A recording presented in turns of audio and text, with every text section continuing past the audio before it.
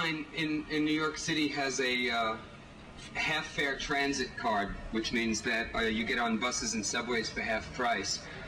And the other day when he showed his card to the token attendant, the attendant asked what his disability was, and he said, "I have AIDS." And the attendant said, "No, you don't. If you had AIDS, you'd be home dying." And so I wanted to speak out today as a person with AIDS who is not dying.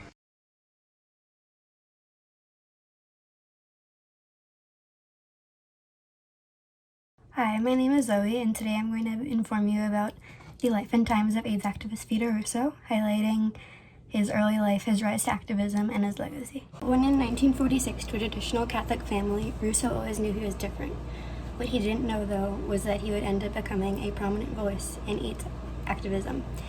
Russo spent the first 20 years of his life living in his East Harlem apartment with his family before eventually moving to Chelsea. He moved to Chelsea pretty much right as the Stonewall riots were taking place, which acted as a huge source of inspiration for him. Something that Russo loved that he would eventually become known for is his interest in queer representation in film. He would host weekly movie nights in the West Village, where he would show LGBTQ+ camp films, and that eventually led him to travel throughout the United States as well as parts of Europe to share his knowledge. These movie nights are something that brought him closer to his community, and that in turn enriched his perspective as he moved on. Through first-hand experience, he was able to talk to and get to know the people that he would be spending the rest of his life fighting for and representing. In 1985, Russo was diagnosed with HIV, and he was outraged by the dehumanizing coverage of HIV/AIDS from some media sources, so he decided to take a stand and co-establish two major organizations that still exist to this day: GLAAD, the Gay and Lesbian Alliance Against Defamation, and ACT UP, the AIDS Coalition to Unleash Power. Both organizations that held the government and certain media responsible for their discriminatory actions. After a few years, in 1988, Vito Russo delivered one of his most famous speeches, "Why We Fight," to a massive crowd at New York's Capitol in Albany. Throughout his speech, Russo provided a powerful recollection of how HIV/AIDS both affected his life and the lives of many others. He called the United States government out for the lack of care that they had for those who were like him. In Why We Fight, Russo says something extremely powerful that is something that is still applicable to this country to this day. If I'm dying from anything, I'm dying from the fact that not enough rich, white, heterosexual men have gotten AIDS for anybody to give a shit.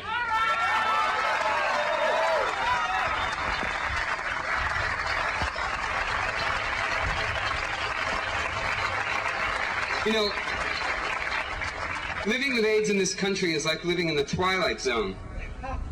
Living with AIDS is like living through a war which is happening only for those people who happen to be in the trenches. Every time a shell explodes, you look around and you discover that you've lost more of your friends. But nobody else notices.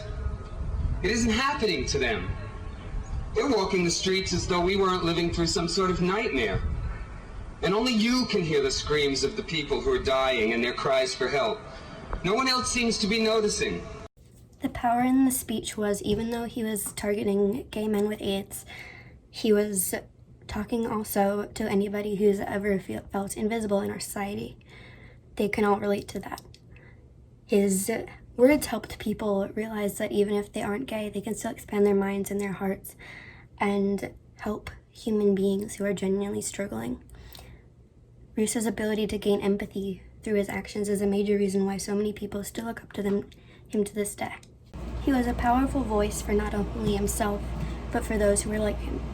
As he gained popularity within the gay community of New York City, he took that popularity and gave it back to this community. He was an activist out of selflessness. He cared so much for his community that he refused to allow those in power to ignore him. He knew how important it was for these things to be fought for, and he knew how important it was for outsiders to pay attention to his fight and many others to join him in the fight against HIV/AIDS. With his passion for LGBTQ+ representation in film, the organization Russo co-founded, GLAAD, eventually came up with a test known as the Vito Russo test. The Vito Russo test was a simple 3-part test that assessed how inclusive a film was. Russo's experiences, all that he's been through, all the injustices that he's seen, are what fueled him in his road to activism. He wanted to take all that he knew and use it for good to enrich the lives of others and help others. Because of his intelligence and his ability to reach audiences from all walks of life, he was highly respected by many. The thoughtful contributions he made throughout his adult life gave him a legacy that would live on for years after his death.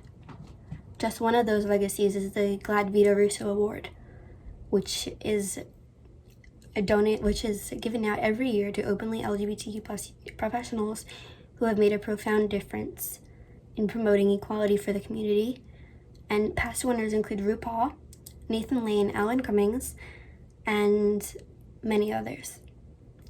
Through all his work in changing how LGBTQ+ people were treated in the past few decades of the 20th century, even after his death, there were people who still continued to spread the message he preached. He was so strong in combining the ideas of ethos, pathos, and logos throughout his career that he was able to earn and carry a legacy that would end up living on for ages.